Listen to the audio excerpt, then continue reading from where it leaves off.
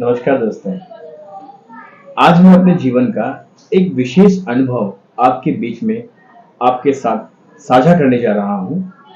जी हाँ, मेरे विपश्यना का अनुभव। मैंने विपश्यना का कोर्स किया है। टोटल कोर्स मैंने 10-10 दिन का 4 बार किया है और 3 दिन का 3 बार किया है और 1 डे का 4 बार किया हुआ है। इस तरीके से करके मैंने विपश्यना के सारे कोर्सेज किए अलग अलग सेंटर में। मैं आपको इसमें से कुछ अनुभव बताना चाह रहा था कि जब मैंने फर्स्ट टाइम विपश्यना कोर्स किया था तो उसका अनुभव मेरा क्या रहा, उसके फायदे क्या रहे मेरे, वहां के रूल्स एंड रेगुलेशंस क्या हैं, वहां पर आप रजिस्ट्रेशन कैसे कर सकते हैं। इन सब बातों पे मैं आपसे चर्चा करने वाला हूं। थोड़ा वीडियो लंबा बनेगा, लेकिन यकीन मानिए मेरा, यदि ये वीडियो आपने देखा तो डेफिनेटली आपके जीवन में बहुत सारा बदलाव आएगा। चाहे वो बदलाव मानसिक हो, फिर चाहे वो बदलाव आपका शारीरिक यानी कोई रोग मुक्त हो, फिर चाहे वो कोई आपको कोई हैबिट मुक्त हो। तो इस तरीके से आज आपको ये बेनिफिट बहुत ही अच्छा मिलेगा। वीडियो को अंत तक देखें और इसको सुने। नहीं हो सके तो आप इसे डाउनलोड कर लीजिए, इसका ऑडियो भी सुन लेंगे तो भी आपके लिए फायदेमंद रहेगा। लेकिन इसे सुने और इसका इंप्लीमेंट करें, डेफिनेटली आपके लाइफ में बहुत बड़ा परिवर्तन आएगा, ये मेरी गारंटी है।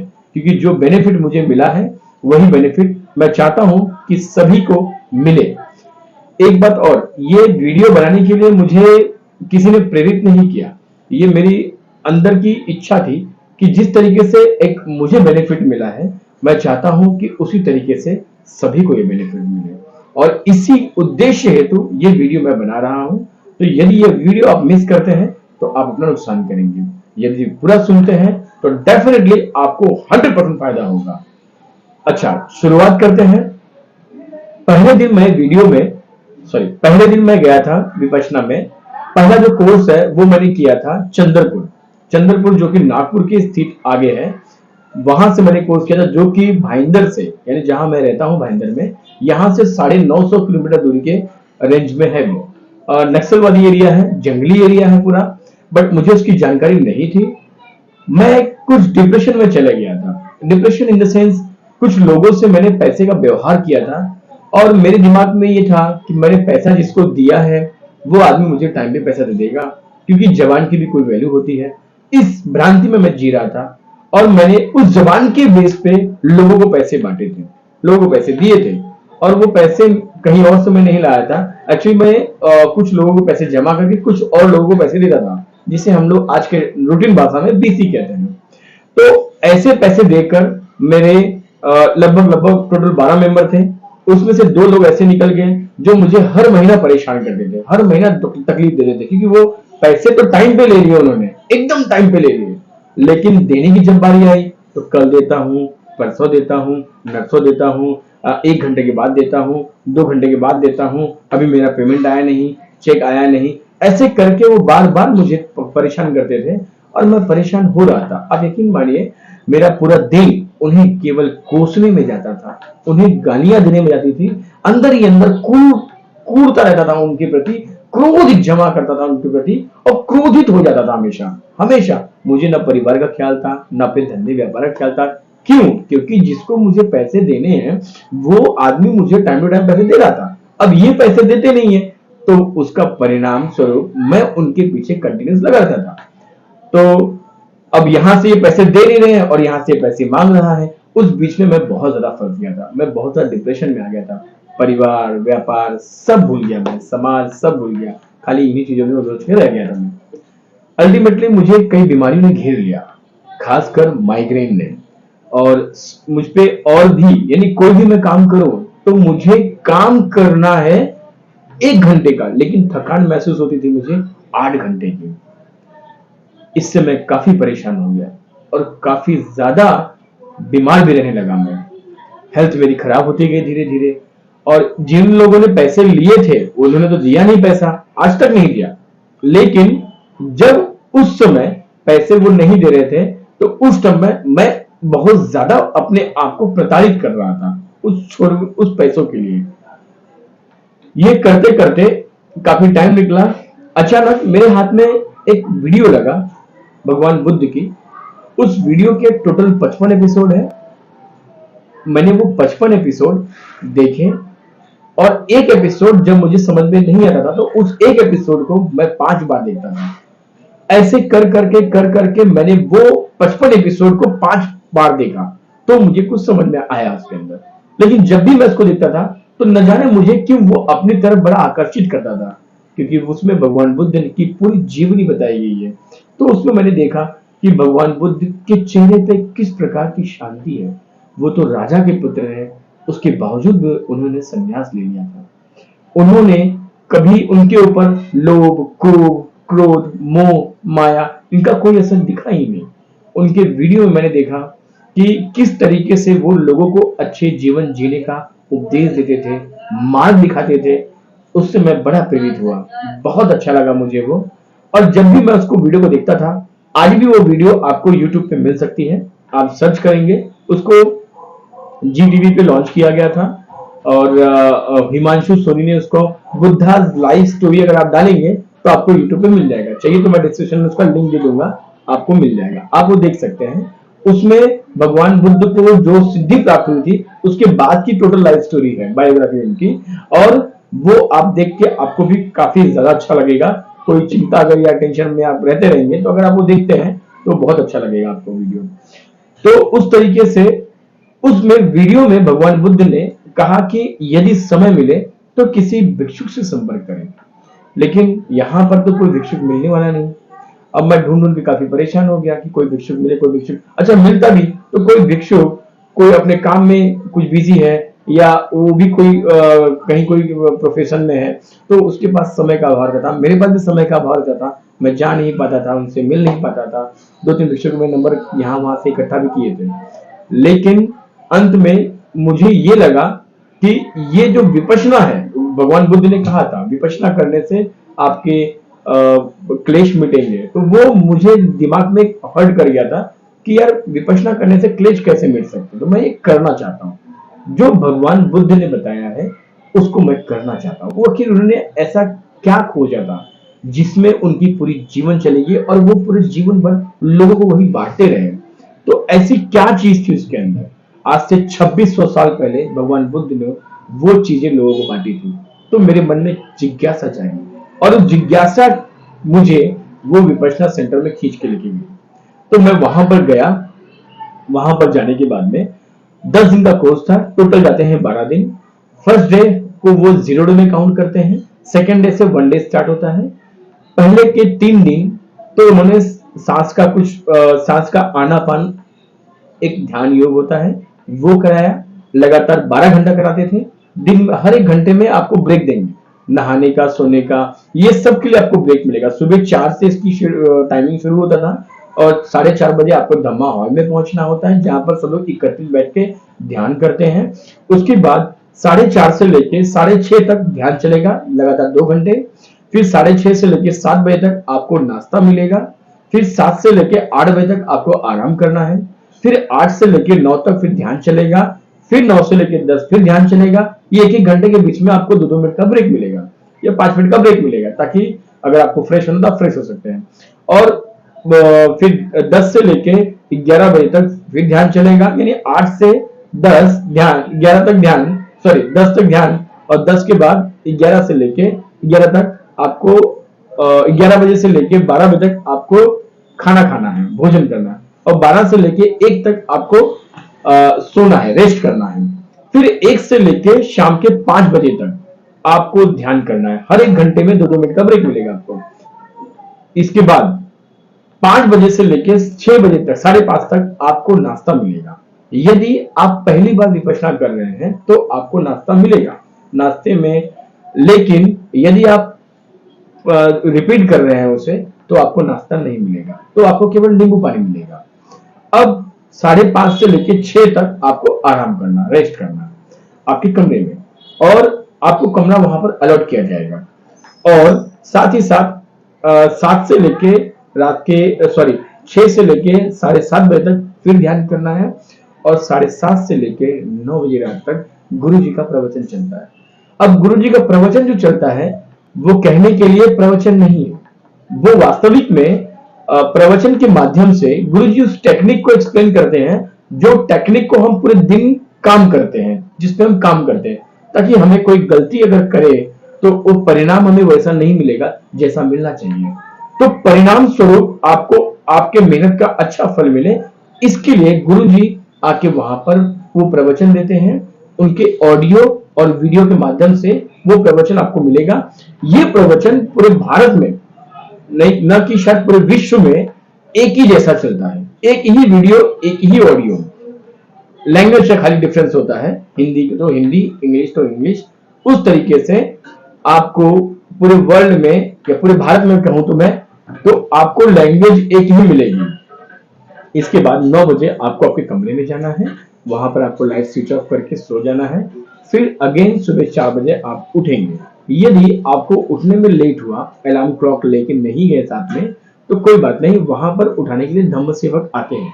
बट अगर आप जा रहे हैं तो मेरी आपसे विनती है कि आप वहां पर अलार्म क्लॉक लेके जाइए, छोटी सी घड़ी। और उसके अलावा वहां पर बेल भी बजाते हैं 4 बजे और 4:30 बजे ही बेल बजाएंगे, ताकि आप धम्म हॉल में टाइम पे पहुंच जाओ। डिसिप्लिन बाय 1 सेकेंड से वहां पर मिलेगी आपको। वास्तविक में डिसिप्लिन का मैंने मतलब वहीं पर समझा और वहीं पर देखा। इसके साथ साथ ये प्रोसेस चलेगी आपके 3 दिन लगातार। अब 3 दिन के बाद भी शेड्यूल तो यही रहेगा आपका, लेकिन मेडिटेशन जो टेक्निक होती है वो बदल जाती है, वो एडवांस लेवल की आ जाती है। मैंने 3 दिन तक तो ये किया। जब ये 3 दिन मैंने ये किया तो उसके परिणाम स्वरूप मेरे अंदर, मुझे जब मैं ध्यान करने बैठता तो मुझे ऐसा फील होता कि मुझे बहुत जोर से नींद आ रही है, बहुत जोर से नींद आ रही है। और चेहरे पे मतलब ऐसा लगा मुझे अंत में तीसरे दिन तो कि मैं सब कुछ छोड़ छाड़ के यहाँ पर सो जाऊं और अब इससे आगे बर्दाश्त नहीं होगा। लेकिन न जाने एक वैसा क्षण था जिस क्षण मुझे ऐसा दिन फर्स्ट 3 डे के बाद मुझे बहुत तकलीफें आई। अजीब अजीब सपने आते थे। ऐसा लगता था कि जैसे गांव में, हमारे गांव में दूर पे एक मंदिर है, तो वो जो आवाज है, जब मैं मेरे घर पे रहता हूँ तो वो मंदिर का जो अभोंगा बजता था वो कहीं ना कहीं मेरे कान में बजते थे। कहने का मतलब कि जब आप आना पान करते हैं हम, तो हमारे अंदर जो भरा हुआ है वो उखड़ना शुरू हो जाता है। धीरे धीरे धीरे ये करेंगे आप तो समझ में आएगा। मेरे बताने से या बोलने से शायद उतना समझ में नहीं आया आपको, लेकिन अगर आप करेंगे तो आपको आपके अनुभव लेवल पे ये चीज समझ में आएगी आपको। तो मुझे अजीब अजीब सपने आते थे, अजीब अजीब आवाजें आती थी और मैं बड़ा डरा सा था, सहमा सा था। लेकिन मैंने वो 3 दिन बड़े जैसे तैसे बड़े मुश्किल से काटे। जहां तक सवाल रहा, मुझे भोजन बहुत खाता था मैं, मतलब रोटी में बहुत खाता था। भोजन की मात्रा में ज्यादा लेता था। ज्यादा लेने की वजह से मैं ज्यादा सोता था। तो वहां पर जाने के बाद, पहले वहां पर भोजन तो केवल एक ही समय मिलता है, सुबह 10 बजे, 11 से 12 के बीच में। उसके बाद आपको कुछ नहीं मिलेगा। तो सुबह 11 से लेकर 12 बजे तक आपको भोजन एक ही बार मिलता है वहां पर। तो जैसे ही शाम हुई उसी समय मतलब मेरे हाथ पैर कांपने लगे भूख के मारे, क्योंकि खाना बहुत खाने की आदत थी और खाना मैं 3 टाइम खाता था। अब वहां पर एक ही टाइम भोजन मिला तो मुझे बहुत तकलीफ हुई। वो प्रॉब्लम भी मैंने सहा, लेकिन सेकंड डे से वो नॉर्मल हो गया। वो प्रॉब्लम मेरी खत्म हो गई और उसी समय के लिए नहीं खत्म हुई, हमेशा के लिए खत्म हो गई। अब भूख सताती नहीं मुझे। जो टाइम पे, यदि दिन में मैं एक बार भी भोजन करूं तो भोजन मुझे परेशान नहीं करता, मतलब भूख मुझे परेशान नहीं करता। अब इसके बाद चौथे दिन की बात है। इसके अलावा भी और भी बहुत सारे अनुभव हुए, लेकिन जो मोटा मोटा अनुभव है वो मैं आपके साथ साझा कर रहा हूँ। मेरी नींद की प्रॉब्लम खत्म हो गई, मुझे नींद बहुत लगती थी, वो खत्म हो गई। अब 4th डे पे जब गुरुजी ने सेकंड मेडिटेशन, एडवांस लेवल का मेडिटेशन जब उन्होंने करना सिखाया मुझे और मैंने करना शुरू किया, तो उसमें एक प्रक्रिया होती है कि जब पूरा मन होता है आपका जो कंसंट्रेशन लेवल होता है, पहले उसको बढ़ाया जाता है और उसको बढ़ा के आपके सर से लेके आपके पांव तक उसको घुमाया जाता है। तो जब मैं यहां पर आता था, मेरे नाक के यहां पर, तो मुझे पट पट पट करके आवाज आती थी बार बार। वो आवाज में सोचता था कि यार न जाने किस चीज की आवाज है। लेकिन वो आवाज मुझे बड़ी अच्छी भी लगती थी कि ये पट पट पट पट आवाज आती, मैं बार बार आता था तो यहीं पर मन को रोक लेता था। फिर गुरुजी ने ऑडियो में कहा कि यदि कहीं पर आपको अच्छा लग रहा है तो वहां पर रुके नहीं, आगे चलते रहे चलते रहे चलते रहे। तो मैंने उस शिक्षक को ध्यान सुना और मैं आगे चलता गया। यदि आप विपश्यना करने जाएंगे तो उसका सबसे अहम हिस्सा आपको ये ध्यान रखना है कि जैसा गुरुजी बोलते हैं वैसा ही कीजिए। आपको जहां अच्छा लगा वहां रुकने की गलती मत कीजिए, और जहां बुरा लग रहा है उसको भगाने की कोशिश मत कीजिए। ये सबसे ज्यादा अहम है। फिर भी मैंने वो दिन तो उस तरीके से मैंने वहां से ध्यान हटाकर पूरी बॉडी पे जाना शुरू किया। अब मुझे कहीं कहीं बहुत अच्छी संवेदना मिल रही थी, कहीं कहीं बहुत बुरी संवेदना मिल रही थी। नया साधक था, पहली बार कर रहा था, इसके लिए गुरुजी की वो प्रवचनों को, गुरुजी के जो इंस्ट्रक्शन थे उस समझने में मेरी सामर्थ्य उतनी नहीं थी। एक साल गुजरे, गुरुजी ने अपने प्रवचन में कहा था कि यदि आपको इसकी प्रैक्टिस लगातार घर पे बना के रखनी है, यदि आप किसी कारण से नहीं बना पाते हो तो आपको एक साल में एक बार यहाँ पर आके कोर्स रिपीट जरूर करना है। ये बात मेरे दिमाग में बैठ गई थी और मैं नेक्स्ट ईयर से मैंने उसी समय मैंने संकल्प लिया था कि हर साल में इसको एक बार मैं अवश्य रिपीट करूंगा। और 2020 में फिर मैंने इसको रिपीट किया, फिर 2021 में रिपीट किया, फिर 2022 में रिपीट किया, फिर किसी कारण से एक साल गैप हो गया था तो मैंने दूसरे साल इसको रिपीट किया, यानी 2023 में रिपीट किया इसको मैंने। ऐसे करके टोटल मैंने कोर्स 4 बार किया। दूसरी बार जब मैंने कोर्स किया था तो टिटवाला में किया था, धम्मा वाहिनी नाम है इसका, जो कि टिटवाला स्टेशन से 6.5 किलोमीटर अंदर है। इसकी बुकिंग आपको ऑनलाइन करनी होती है जो कि निःशुल्क है, इसका कोई पैसा नहीं लगता है। प्ले स्टोर में इसका एक एप्लीकेशन है विपश्यना रिसर्च इंस्टीट्यूट के नाम से, आपको वहां पर ओपन कर लेना है उसको। उसके भी अगर चाहिए तो मैं उसका भी वीडियो बना के अपलोड कर दूंगा, जो कि आपको अपलोड करने में बड़ा आसान हो जाएगा। बड़ा सरल होता है, बहुत सरल होता है, आप एक बार ट्राई करेंगे तो हो जाएगा। जो इंसान व्हाट्सएप चला सकता है, फेसबुक चला सकता है, उसके लिए फॉर्म भरना बहुत ही सरल है, बहुत ही आसान है। अब मैंने दूसरी बार जो कोर्स किया था वो विपश्यना धम्मा वाहिनी के यहाँ से किया था, जो कि टिटवाला में स्थित है, वहां पर भी मैंने वो कोर्स किया। फिर तीसरी बार भी मैंने वहीं से कोर्स किया, और चौथी बार जो मैंने कोर्स किया वो गोरेगांव से किया था, क्योंकि गोरेगांव नजदीक नहीं है। देखिए, आप कीजिए कोर्स कहीं से भी। अधिकतर लोगों का ये मानना होता है कि आपको ये कोर्स नेचुरल में जाकर करना चाहिए, जंगल में जाकर करना चाहिए। देखिए, कोर्स आप कहीं से भी कीजिए, ये मेरा जो अनुभव है मैं आपको वो बता रहा हूँ। कोर्स आप चाहे कहीं से भी कीजिए, लेकिन परिणाम आपको एक ही आएगा। मतलब हर आदमी को परिणाम अलग अलग आता है, एक जैसा परिणाम सबको नहीं आएगा, क्योंकि कर्म संस्कार हर आदमी का अलग अलग होता है। जैसे हर आदमी को कलर अलग अलग पसंद होते हैं, सबको जैसा पसंद नहीं होता। उसी तरीके से भोजन सबको अलग अलग पसंद होते हैं, एक जैसा पसंद नहीं होता। उसी प्रकार से यहाँ पर भी आपका हर एक आदमी का अनुभव अलग अलग होगा। जो मेरा अनुभव है वो आपके साथ नहीं हो सकता, ये मेरे लिए था। आपका अनुभव आपके कर्म संस्कार के हिसाब से होगा। तो उसी तरीके से मैंने वहां पर जो कोर्स किया, ये गोरेगांव में जो कोर्स किया, तो वहां पर मुझे समझ आ गया कि वहां 5 माले की बिल्डिंग है, आपको एसी हॉल में बैठना पड़ता है, तो नॉर्मल टेम्परेचर रखते हैं वो लोग, लेकिन आवाज नहीं आए इसके हिसाब से वो लोग नॉर्मल टेम्परेचर एसी लगा के रखा है, ताकि बाहर का शोरगुल का आवाज आपको धम्मा हॉल में ध्यान करने में डिस्टर्ब ना हो। तो वो हिसाब से मैंने यहाँ पर अनुभव किया कि एक ही जैसा अनुभव आता है। तो वहां पर खुले में करने से टिटवाला जैसे कि जंगल वगैरह एरिया में, वहां पर थोड़ा सा डर बना रहता है कि जंगली एरिया है तो सांप या फिर कुछ बिच्छी या उस तरीके के, जो जैसे कि हम डेली रूटीन में मुंबई में रहते हैं तो हमें ये छोटे बड़े जीव से, जंतु से डर लगता है। तो स्वाभाविक है, क्योंकि जिसको हम कभी देखते नहीं, अचानक देखेंगे तो डर जाते हैं। तो वहां पर उसी तरीके से गोरेगांव का जो सेंटर है, यहाँ पर आपको फर्स्ट फ्लोरिंग ही मिलेगी। यहाँ पर आपको नीचे जाने का ही जाना ही नहीं, बाहर जाना ही नहीं है, तो आपको अंदर रह के ही वो कोर्स संपूर्ण करना है। तो ये मुझे ज्यादा अच्छा लगा। मतलब हमारे जिस रूटीन लाइफ में, जिस समाज में हम रहते हैं, उसी के हिसाब से स्टैंडर्ड ऑफ लाइफ आपको यहाँ पर मिलेगा। अच्छा, एक बात है, गोरेगांव का जो फैसिलिटी है वास्तविक में बहुत अच्छा है, बहुत अच्छा है। मेरा अनुभव वहां से बहुत अच्छा रहा, बल्कि मेरे जैसे सैकड़ों लोगों ने, हजारों लोगों ने वहां से विपश्यना की है। ये सेंटर खुल के अभी 2-2.5 साल ही हुआ है, लेकिन वास्तविक में उन्होंने जो सुविधा रखी है वो बहुत अच्छी रखी है, इतनी अच्छी कि मैं शब्द नहीं मेरे पास। आप अनुभव कर सकते हैं उसको जाकर। इसके बाद ये करने के बाद में अब मुझे मानसिक तौर पे क्या, शारीरिक तौर पे क्या फायदा हुआ, मैं आपको वो बताना चाहता हूँ। शारीरिक तौर पे मुझे ये फायदा हुआ कि मुझे अस्थमा की बीमारी थी, जो कि मेरी दादी को थी, जेनेटिक होती है जो कि।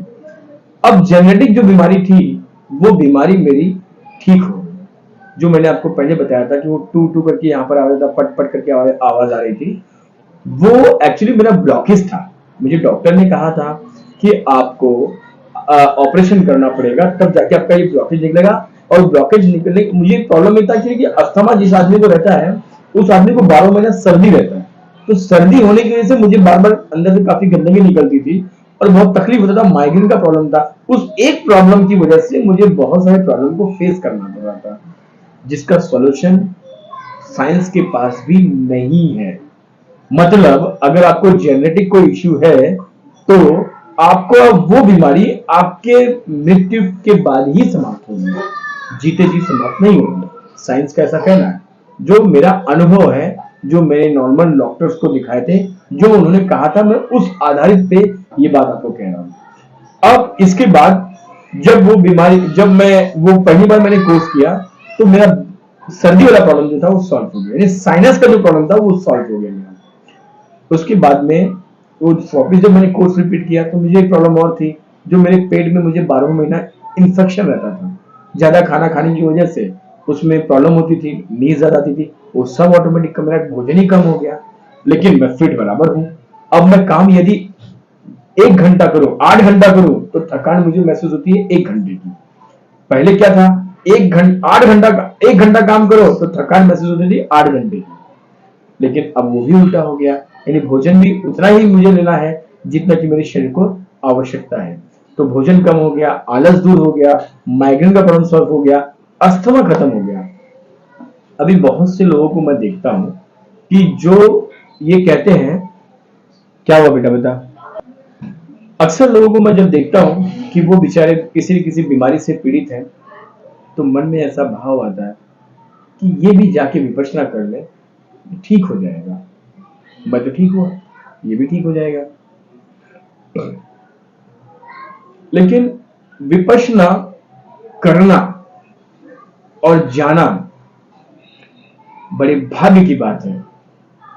ये हर इंसान के भाग्य में नहीं है, ये मैंने देख लिया। बड़े सरल सा रास्ता है, बहुत सरल रास्ता है। कोई पैसे भी नहीं देने हैं आपको, कोई बुकिंग फीस भी नहीं देनी है आपको, कोई रजिस्ट्रेशन फीस भी नहीं देनी है आपको। उसके बावजूद भी आदमी कहता है मेरे पास समय नहीं है उसकी बीमारी ठीक करने के लिए। दवाई खा के एक बीमारी को ठीक करके दूसरी बीमारी लेने को तैयार है वो, लेकिन बीमारी ठीक करने के हिसाब से वो जाने को तैयार नहीं, क्योंकि उसके पास समय नहीं है। वास्तविक में समय जिसके पास नहीं होता वो आदमी मर जाता है, देखा जाए तो। क्योंकि मृत व्यक्ति है जिसके पास समय नहीं है, जिंदा व्यक्ति के पास समय होता है। लेकिन यहाँ पर वो आदमी जो कहता है कि मेरे पास समय नहीं है, वो जिंदा होकर मर गया।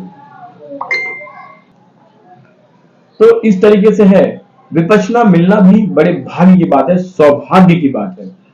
यदि आप विपश्यना को समझ गए तो आप ये समझ जाइए कि आपका भाग्य जल्दी ही खुलने वाला है और आप वो करके न जाने कितने सारी बीमारियों को मात दे देंगे। तो अपने अंदर की जो सच्चाई आपको दिखा दी। विपश्यना में मेरा ये भी अनुभव रहा कि विपश्यना वास्तविक में आपको मरने के बाद स्वर्ग मिलेगा ये नहीं बताता। विपश्यना वास्तव में आपको जीते जी स्वर्ग कैसे मिल सकता है इसका अनुभव कराता है। वास्तविक में ये अनुभव मैंने किया है और अभी तो मैंने जर्नी शुरू की है इतने कोर्सेज होने के बाद में। अभी आगे के मेरे बहुत सारे कोर्सेज मुझे रेगुलर करना है, डेली प्रैक्टिस करता हूं, तो उसका बेनिफिट मुझे डेली मिलता है। हर क्षण आप अपने आप में जीते रहते हो, मतलब आप वर्तमान में रहते हो। हमारा मन अक्सर भूतकाल और भविष्य काल में रहता है, लेकिन शरीर तो वर्तमान काल में है। लेकिन मन आपका भूतकाल और भविष्य काल में घूम रहा है, तो आप जी नहीं पाते, वर्तमान को आप जी नहीं पाते, और इसी चक्कर में हम अपने वर्तमान को खो देते हैं। लेकिन विपश्यना आपको वर्तमान में रहने का और वर्तमान में आनंद पूर्वक रहने का सिस्टम बताती है, और आपको आपके अनुभव पे आपके अंदर वो उतरती है। तो मित्रों, अब विपश्यना का जो बात आपको कोई बड़ा ज्ञानी नहीं बता सकता, या बता भी दे, या किसी किताब में कही है, या किसी बड़े इंसान या संत ने कोई बात कह दी, ये उनके अनुभव की बात थी। लेकिन आपका अनुभव क्या है, आपका ज्ञान क्या कहना है? और ज्ञान जो होता है वो अनुभव पे आधारित होता है। वास्तविक ज्ञानी वही बनते हैं जो उस अनुभव से गुजरते हैं।